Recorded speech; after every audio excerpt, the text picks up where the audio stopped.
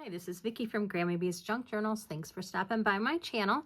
Today I'm going to share some tips on how to get some of your vintage photos and ephemera organized. So I am going back to my teacher days and going back to the binder idea. I love binders. When I was in the classroom, I kept all of my themes in binders. It was easy for me to have everything I needed in one binder for that specific theme, whether it was Christmas or Halloween or Mother's Day, you name it, I had binders for it. So I've been collecting a lot of vintage items from auctions and estate sales, and the boxes are starting to accumulate. So this morning I decided I was going to get going and start organizing. So the first thing I did was took my box of vintage photos that I had been adding to as I've collected, and I have a big binder. I think this is 3-inch binder. I took a few of those photos and made a copy of them and put that right in here. I've labeled it vintage photos so that I know vintage photos are the only thing that are going to be in this album or this binder. And then I also put a tag here, so when I have it on my shelf, all I have to do is look, and when I need some photos for any of my junk journal ephemera or just in my journals, I'm going to pull this binder out. Now inside it, I have these wonderful envelopes. I've talked about these before in another video. I did some organizing. I will try and link that in the description for you, but these are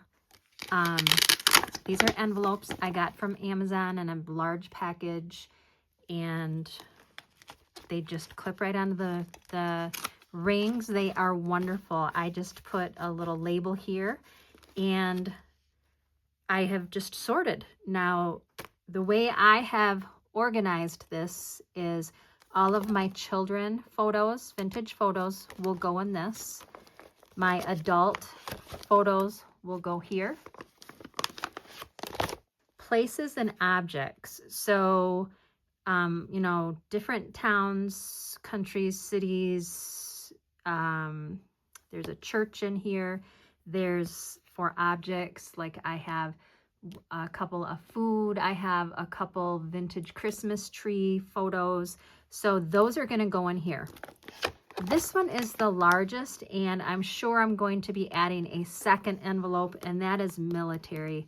I have found as I'm going to a lot of estate sales or auctions, people get rid of the military photos. It kind of breaks my heart. I have 2 military sons, and I just can't imagine ever getting rid of their photos, even 3 generations down. I hope my great-grandchildren do not ever get rid of my son's military photos.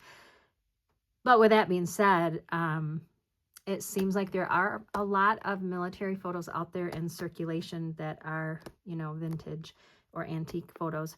So I have accumulated quite a bit. And I also have kits on my website, grammybshop.com. I have some vintage photo kits, so check those out if you are interested in photos and you just can't get your hands on some. I do have some for sale on my website, but this envelope is very full, so I know that I will be adding a second envelope in here. And then the last thing, this envelope actually is not for the rings, but I have several large vintage photos, 8x10 and even larger than that. I just had this envelope in my stash, probably from my classroom that I had for something. And so I'm putting the large photos here, and it actually fits in the back sleeve very nicely. Well, it did. Let's see if I can get it back in there. Okay, there we go.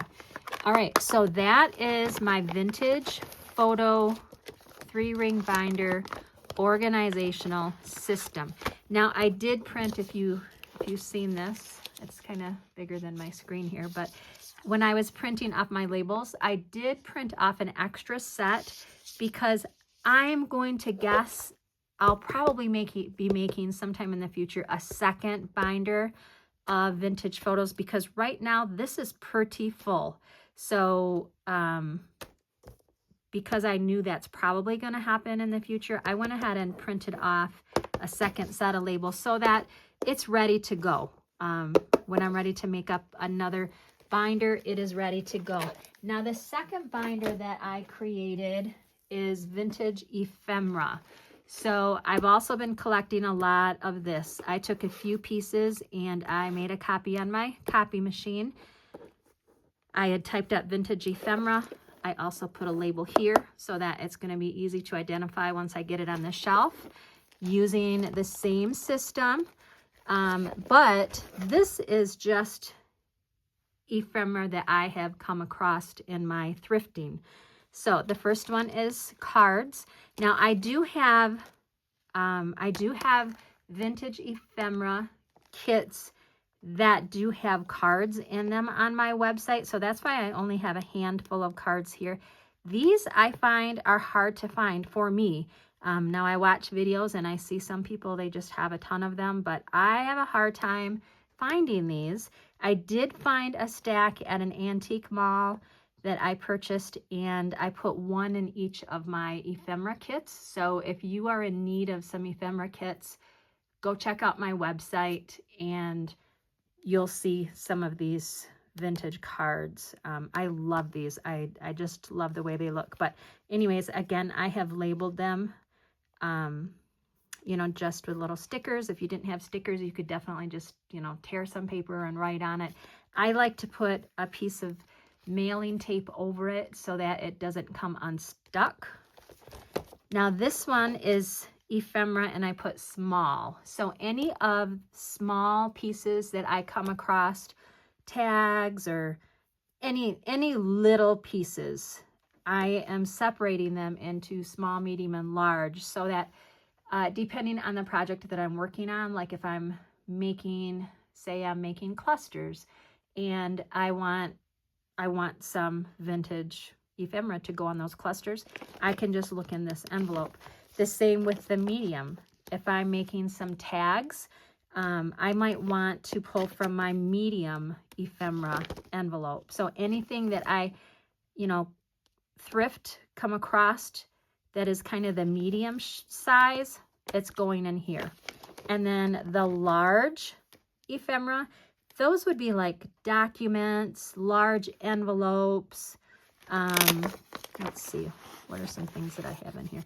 This is actually a letter during the wartime. I think it was 1942, but it was folded, so I'm leaving it folded. This is like in 1947, life insurance policy, some large envelopes that had some things in it. This is a, what is this? A graduation certificate of promotion. So I've got a lot of military items. So there's a lot of that kind of thing. There's some like diplomas. There's, actually there's a couple of White House letters. One of them I'm looking here, Newt Gingrich. There's a letter from him to this person. So any of the large items, that's going in this one. Then I have one that says brochures and pamphlets. So like this is a report card. I guess I might consider this a pamphlet of some kind. This one is a travel guide. So I might consider this like a brochure. You know, this would be like a brochure and a map. So organizing like things together and also by size. So that is going to help me when I need them when I'm creating. And then this is a big envelope, and I am very confident that this is going to have its own binder one day, probably in the near future, and that is postcards. Actually, I was just at an auction and got a box of vintage postcards that have not made it in here, but this envelope is very full, very, very, very full.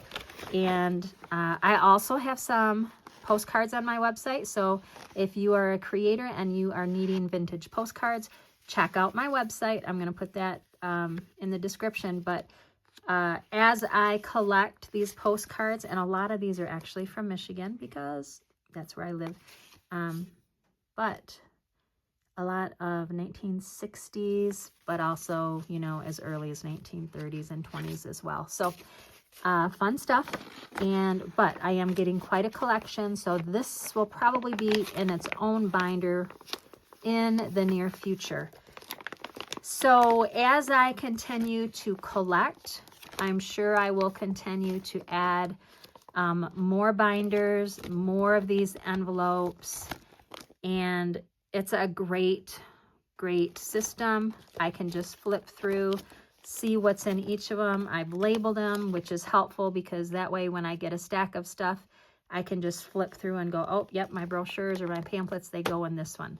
And it's easy enough just to add a second one. So if you get an envelope that gets filled up, you can just add a second one. So, you know, pull them out, add them as you need. So this system is working for me. I hope it's given you some ideas. Now, I do have one other thought here. It's not a binder, but I have collected a large amount of vintage letters, mostly military letters. I think I had 2 big boxes from an auction, and I wasn't quite for sure how I was going to organize it, but I just sat down, I went through all of them, I got Ziplocs, and I organized them by year. So 1940s, I have 2 1950s, 1960s, 1970s, and then a whole bunch of letters. I went through all of these letters and 1920 to 1970. So I'm still working on organizing these. I do have them separated. The only thing I have to figure out, I don't think they're going to work in a binder because there's so many of them. But for now, they're going to stay in these bags because they are organized. I do have them in a basket. So as I need them for my journals, they're all separated, and it's easy enough for me just to pull out. So I don't believe I have any of these on my website yet, but they will be coming because I will never use this many in my lifetime. So I hope that you have gotten something from this video, some kind of tips. Check out my website, and if you are inspired, hit that like button for me. Thanks. Bye-bye.